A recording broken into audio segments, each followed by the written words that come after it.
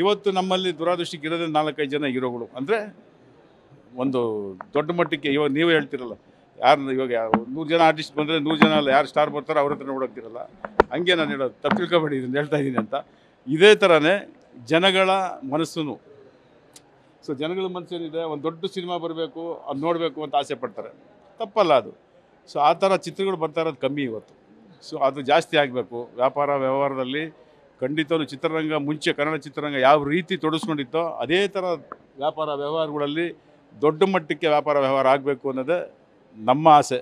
ಅದು ನನ್ನ ಈಗ ಎಲ್ಲೋ 10 ವರ್ಷಕ್ಕೆ ಮುಂಚೆ 5 ವರ್ಷಕ್ಕೆ ಮುಂಚೆ ವ್ಯಾಪಾರ ವ್ಯವಹಾರ ಮಾಡಿರ್ತಾರೆ, ಚಿತ್ರ ಮಾಡಿರ್ತಾರೆ, ಅವರಿಗೆ ಅನುಭವ ಇರೋದಿಲ್ಲ. ನಾನು ಈಗ ತಾನೇ ಈ ವರ್ಷದಲ್ಲೇ 2 ಚಿತ್ರ ಮಾಡಿದ್ದೀನಿ. ಸೊ ಎಲ್ಲ ಒಳ್ಳೆಯದು ಕೆಟ್ಟದ್ದು ಎಲ್ಲ ನನಗೆ ಚೆನ್ನಾಗಿ ಗೊತ್ತಿರೋದ್ರಿಂದ ನಾನು ನಿಮ್ಮ ಮುಖಾಂತರ ಚಿತ್ರರಂಗಕ್ಕೆ ಮತ್ತು ಪ್ರೇಕ್ಷಕರಿಗೆ, ನಮ್ಮ ನಿರ್ಮಾಪಕರಿಗೆ ಎಲ್ಲರಿಗೂ ನಾನು ಅದನ್ನು ಹೇಳ್ತಾ ಇದ್ದೀನಿ. ದಯವಿಟ್ಟು ತುಂಬ ಕಷ್ಟಪಟ್ಟು ದುಡ್ಡನ್ನು ತಂದು ಇಲ್ಲಿ ಸುರಿತಾ ಇದ್ದೀರಾ. ಒಂದು ಸರಿಗೆ 10 ಸರಿ ಯೋಚನೆ ಮಾಡಿ ನಿರ್ಮಾಣ ಮಾಡಬೇಕು. ಪ್ಲ್ಯಾನಿಂಗ್ ಇಲ್ಲದೆ ಮಾಡೋಕ್ಕೆ ಹೋಗಬೇಡಿ. ಇವೆಲ್ಲ ಯೋಚನೆ ಮಾಡಿ ಒಳ್ಳೊಳ್ಳೆ ಚಿತ್ರಗಳನ್ನ ನಿರ್ಮಾಣ ಮಾಡೋದಕ್ಕೆ ನಾವೆಲ್ಲರೂ ಮುಂದಾಗೋಣ ಅನ್ನೋದಕ್ಕೆ ಇವತ್ತು ಈ ಪೂಜೆ ಮುಖಾಂತರ ಎಲ್ಲರಿಗೂ ಒಳ್ಳೆಯದಾಗಲಿ, ಬಂದು ಪ್ರಾರ್ಥನೆ ಮಾಡ್ಕೊಳ್ಳಿ, ಪೂಜೆ ಮಾಡ್ಕೊಳ್ಳಿ, ಆಶೀರ್ವಾದ ಪಡ್ಕೊಂಡು ಹೋಗಿ ಅಂತ ನಾವು ಈ ಪೂಜೆನ ಮಾಡಿದ್ದೀವಿ. ಕೊನೆ ಪ್ರಶ್ನೆ ಏನಂದ್ರೆ, ನೀವು ಹೇಳಿದ್ರಿ ಲಾಸ್ಟ್ ಪ್ರೆಸ್ ಮೀಟ್ ಅಲ್ಲಿ ಕ್ಲಾರಿಟಿ ಕೊಟ್ಟಿದ್ರಿ, ಇದು ಚಿತ್ರೋದ್ಯಮಕ್ಕೆ ಒಳ್ಳೇದಾಗಲಿ ಅಂತ ಮಾಡ್ತೀವಿ ಪೂಜೆ ಅಂತ. ಬಟ್ ಸಾಕಷ್ಟು ಜನ ಪ್ರೊಡ್ಯೂಸ್ ಅಂದ್ರೆ ಕೆಲವರು ಸೋಷಿಯಲ್ ಮೀಡಿಯಾದಲ್ಲಿ ಬರ್ಕೊಂಡಿದ್ದುಂಟು, ಬೇಕಾಗಿರೋದು ಸಿನಿಮಾ ಹೊರತು ಈ ಹೋಮ ಹವನ ಅಲ್ಲ. ಹಿಂದೆ ವೀರಪ್ಪನವರು ಹೆಡ್ಡಪ್ಪಾಡಿದಂಥ ಸಂದರ್ಭದಲ್ಲಿ ಪೂಜೆ ಮಾಡೋದಕ್ಕೆ ಒಂದು ಅರ್ಥ ಇತ್ತು. ದರ್ಶನ್ ಅವರು ಈ ಥರದ ಕೊನೆ ಕೆಲಸದಲ್ಲಿ ಜೈಲಿಗೆ ಹೋಗಿರೋದಕ್ಕೆ ಈ ಥರದ ಪೂಜೆ ಮಾಡೋ ಅಗತ್ಯ ಇರಲಿಲ್ಲ ಅಂತ. ಒಂದು ಕಲಾವಿದ ಅಂದ್ರೆ ಇಡೀ ಚಿತ್ರೋದ್ಯಮ ಒಂದು ಕುಟುಂಬಕ್ಕೆ ಏನಾದರೂ ಆದರೆ ಎಲ್ಲರೂ ಕೂಡ ಸಾಥ್ ಕೊಡಬೇಕು ಅಂತ ಹೇಳೋರು ಅವರೇ. ಇಡೀ ಉದ್ಯಮ ಒಂದು ಕುಟುಂಬ ಅಂತಾರೆ. ಆ ಕುಟುಂಬದ ಸದಸ್ಯರಲ್ಲಿ ಯಾರಿಗೋ ಒಬ್ರಿಗೆ ಪ್ರಾಬ್ಲಮ್ ಆಗಿದೆ ಅಂದರೆ ಅವ್ರು ಪರವಾಗಿ ನಿಂತು ಏನೋ ಮಾಡ್ತೀವಿ ಅಂತ ಹೊರಡಾಗ ಈ ಥರದ ಅಡ್ಡಗಾಲ ಆಗ್ತಾರೆ ಅಥವಾ ಕೊಂಕು ಮಾತಾಡ್ತಾರೆ. ಏನು ಹೇಳ್ತೀರಾ ಅಂಥವ್ರ ಬಗ್ಗೆ? ಅವರವ್ರ ಅಭಿಪ್ರಾಯ ಅದು ತಪ್ಪೇನಿಲ್ಲ, ಅವ್ರು ಮಾತಾಡೋದ್ರಲ್ಲಿ ತಪ್ಪೇನಿಲ್ಲ. ಈಗ ಏನಾಗುತ್ತಮ್ಮ, ನಾನು ಅದು ಮೊನ್ನೆ ಹೇಳಿದೆ, ನಾನು ದರ್ಶನ್ ಅವ್ರ ಮೇಲೆ ಪ್ರೀತಿ ವಿಶ್ವಾಸ ಇಲ್ಲ ಅಂತಿಲ್ಲ. ನಾನು ಒಬ್ಬ ನಮ್ಮ ಕನ್ನಡ ಚಿತ್ರರಂಗದ ಒಬ್ಬ ನಟನಾಗಿ, ಒಬ್ಬ ಚೆನ್ನಾಗಿ ಪರಿಚಯ ಇರೋವಂಥ ಒಬ್ಬ ವ್ಯಕ್ತಿಯಾಗಿ ನನಗೆಲ್ಲ, ಹಾಗಾಗಿ ನಾನು ಮೊನ್ನೆ ಹೇಳ್ದಾಗೆ ಅಂತ ನಾನು ಈ ಜಾಗನ ಬಳಸ್ಕೊಂಡು ದರ್ಶನ್ಗೋಸ್ಕರನೇ ಈ ಪೂಜೆ ಮಾಡ್ತಾಯಿದ್ದೀನಿ, ಪುಣ್ಯ ಏನೋ ಹೇಳ್ತಾರಲ್ಲ, ಅದು ಅವ್ರ ಅನಿಸಿಕೆ. ನನ್ನ ಅನಿಸಿಕೆ ನಾನು ಇಷ್ಟೊತ್ತಿನ ತಮ್ಮಲ್ಲಿ ಹಂಚ್ಕೊಂಡಿದ್ದೀನಿ. ಅವ್ರವ್ರ ಭಾವನೆ ಏನೇನಿದೆ ಅಂತ ನಾವು ಯಾಕೆ ಅದ್ರ ಬಗ್ಗೆ 100 ಜನ 100 ಮಾತಾಡ್ತಾರೆ. ಅದ್ರಿಗೆಲ್ಲ ನಾನು ಮಾತಾಡೋಕ್ಕೂ ಹೋಗೋದಿಲ್ಲ. ಏನಾಗುತ್ತೆ, ಚಿತ್ರರಂಗದಲ್ಲಿ ಕಾರ್ಮಿಕರಿಗೆ ದುಡ್ಡು ಕೊಡ್ಬೋದಾಗಿತ್ತು, ಈ ಥರ ಪೂಜೆ ಮಾಡೋಬೋದು ಅಂತ. ದುಡ್ಡು ಕೊಡೋದಕ್ಕೆ ಮಾಡ್ತಾ ಇರೋದು ಇದು. ಮಾತಾಡೋರು ಯಾರು ಒಬ್ಬೊಂದು ದಿನ ಬಂದು ಆ ಕಾರ್ಮಿಕರ ಬಗ್ಗೆ ಯೋಚನೆ ಮಾಡಿಲ್ಲ. ಮಾತಾಡಿದವರು, ಹೇಳಿಕೆ ಕೊಟ್ಟವರು ಸುಮಾರು ಜನ ಯಾರು ಬಂದು ಒಂದಿನ ಬಂದು ಅವ್ರು ಯಾರು ಆಯ್ತಪ್ಪ, ಕೋವಿಡ್ ಟೈಮಲ್ಲಿ ಯಾರು ಬಂದು ನಿಂತ್ಕೊಂಡು ಮಾಡಿದ್ರು ಇಲ್ಲಿ? ಯಾರು ಮಾಡಿದ್ರು? ಅಂಬರೀಷ್ ಅವರು ಇಲ್ಲ ಅಂತ ನಾವೇನು, ಅಂಬರೀಷ್ ಅವರು ಪಾಲಿಸ್ಕೊಂಬಂದಿದ್ದು ನಾವು ಪಾಲಿಸ್ಕೊಬರ್ಬೇಕು.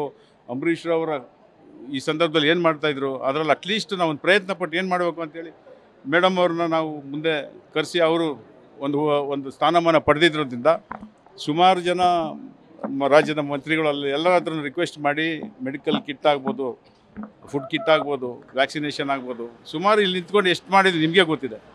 ಸೊ ಯಾವತ್ತೂ ನಾವೇನು ಬಿಟ್ಟಿಲ್ಲ ಅದನ್ನು. ಮಾತಾಡೋರು ಮಾತಾಡ್ತಾರೆ ಅನ್ನೋದಕ್ಕೆಲ್ಲರಿಗೂ ಉತ್ತರ ಕೊಡೋಕ್ಕೆ ನಾನು ರೆಡಿ ಇಲ್ಲಮ್ಮ.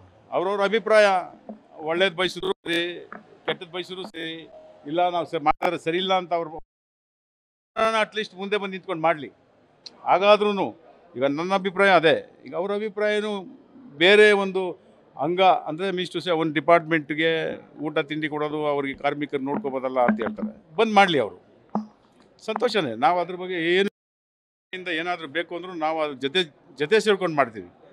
ಅದ್ರ ಬಗ್ಗೆ ನಾವು ಯಾವುದೇ ಥರದ ನಮಗೆ ಇನ್ನೊಬ್ರು ಏನೋ ಮಾತಾಡಿದ್ರು ಅವ್ರು ಇಷ್ಟ. ಎಲ್ರಿಗೂ ವಾಕ್ ಸ್ವಾತಂತ್ರ್ಯ ಇದೆ, ಮಾತಾಡ್ಕೊಡ್ಲಿ, ಏನು ತೊಂದರೆ ಇಲ್ಲ. ಹೇಳ್ದೆ ಅದರಲ್ಲಿ ಕೂಡ ಇದೆಲ್ಲ ಒಂದಷ್ಟು ಹಿಡಿತದಲ್ಲಿ ಇರಬೇಕು ಅನ್ನುವಂಥ ಸಲಹೆ ಕೂಡ ಸಿಕ್ಕಿದೆ ಅನ್ನುವಂಥದ್ದು. ಇದನ್ನು ನಾನು ಇವತ್ತು ಕೇಳಿಲ್ಲ. ಈ ಭಗವಂತ ಏನು ಇವತ್ತು ನಮಗೆ ಜ್ಞಾಪಿಸಿದ್ದು, ಇವತ್ತು ಕಲ್ತಿದ್ದಲ್ಲ ಅದು. ನೀವು ಹೇಳಿದ್ರಲ್ಲ, ಅದೆಲ್ಲ ಹಿಡ್ತಾ ಇಲ್ಲ ಅಂದರೆ ನನಗೆ ಈ ಸ್ಥಾನಮಾನ ಸಿಗ್ತಾ ಇಲ್ಲ. ನಮ್ಮೆಲ್ಲರಿಗೂ ಅಷ್ಟೇ, ನನಗೆ ಅಲ್ಲ, ಎಲ್ಲರಿಗೂ ಅದೆಲ್ಲ ಹಿಡಿತದಲ್ಲಿ ಇರೋದ್ರಿಂದಲೇ ನಮಗೆ ಈ ಸ್ಥಾನಮಾನ ಭಗವಂತ ಕೊಟ್ಟಿರೋದು. ಅದನ್ನು ಹೆಚ್ಚಿಸ್ತಾನೆ ದೇವರು. ಇಲ್ಲಿವರೆಗೂ ನೀವು ಅದನ್ನು ಕಾಪಾಡ್ಕೊಂಡು ಬಂದಿದ್ದೀರ, ಮುಂದಕ್ಕೂ ಅದನ್ನು ಕಾಪಾಡ್ಕೊಂಡು ಹೋಗಿ. ಯಾವುದೇ ಥರದ ನಿಮಗೆ ಒಂದು ಸ್ಥಾನಮಾನ ಸಿಕ್ಕಿದೆ ಅಂತ ದುರಾಂಕಾರ ಪಡಬೇಡಿ. ಇಲ್ಲ ಇನ್ನೊಬ್ರಿಗೆ ಕೆಟ್ಟದ್ದು ಬಯಸಬೇಡಿ, ಇಲ್ಲ ಕೆಟ್ಟದ್ದು ಮಾಡೋಕ್ಕೆ ಹೋಗಬೇಡಿ ಅನ್ನೋ ಒಂದು ಸಿಗ್ನಲ್ ಭಗವಂತ ಕೊಡ್ತಾನೆ ಅಷ್ಟೇ. ನನ್ನ ಅಭಿಪ್ರಾಯ ಇದು. ಅದನ್ನ ಮಾತಾಡೋರು ಮಾತಾಡ್ತಾರೆ, ನಾವು ಅದನ್ನು ತಲೆ ಕೆಡಿಸ್ಕೊಳ್ಳಲ್ಲ. ಭಗವಂತ ಇವತ್ತೇನು ಆಶೀರ್ವಾದ ಮಾಡಿದ್ದಾನೆ ಇಡೀ ಎಲ್ಲರಿಗೂ, ಇಡೀ ಚಿತ್ರೋದ್ಯಮ ಒಳ್ಳೆಯದಾಗಲಿ ಅನ್ನೋ ನಾವು ಈ ಒಂದು ಪ್ರಯತ್ನದಲ್ಲಿ ನಾವೇನು ಪೂಜೆ ಮಾಡಿದ್ವಿ ಅದು ಫಲಿಸಿದೆ ಅಂತ ನನಗೆ ನಂಬಿಕೆ ಇದೆ. ಎಲ್ಲರೂ ಅದನ್ನು ಪಾಲಿಸ್ಕೊಂಡು ಹೋಗೋಣ ಅನ್ನೋದೇ ನನ್ನ ಅಭಿಪ್ರಾಯ. ಸರ್, ಕನ್ನಡ ಜನತೆಗೆ ಹೇಳೋದಾದ್ರೆ ಚಿತ್ರಮಂದಿರಕ್ಕೆ ಬನ್ನಿ ಅಂತ ಹೇಳೋದು. ಇದನ್ನು ನಾನು ಫಸ್ಟ್ ಸಿನಿಮಾ ಮಾಡಿದ್ನಲ್ಲ ಆವತ್ತಿಂದಲೂ ಹೇಳ್ತಾ ಇದ್ದೀನಿ, ಚಿತ್ರರಂಗನ ಉಳಿಸಿ ಜನ ಸಿನಿಮಾ ನೋಡೋರು ಕನ್ನಡ ಚಿತ್ರಗಳನ್ನ ಬಂದು ಥಿಯೇಟ್ರಲ್ಲಿ ಸಿನಿಮಾ ನೋಡಿ ಅಂತ ನಾನು ಸುಮಾರು ಹೇಳ್ತಾ ಇರ್ತೀವಿ. ಇವತ್ತಿಗೂ ಹೇಳ್ತೀನಿ, ಅವತ್ತಿಂದಲೂ ಹೇಳ್ಕೊಂಬಂದಿದ್ದೀನಿ. ನೀವೆಲ್ಲರೂ ಅದಕ್ಕೆ ಸ್ವಲ್ಪ ಕೈ ಜೋಡಿಸಿ ಅಂತ ಕೇಳ್ಕೊತೀನಿ ಅಷ್ಟೇ. Thank you. ನ್ಯೂಸ್ ಫಸ್ಟ್ ನಿರ್ಭೀತಿಯಿಂದ ನಿಮ್ಮ ಪರವಾಗಿ.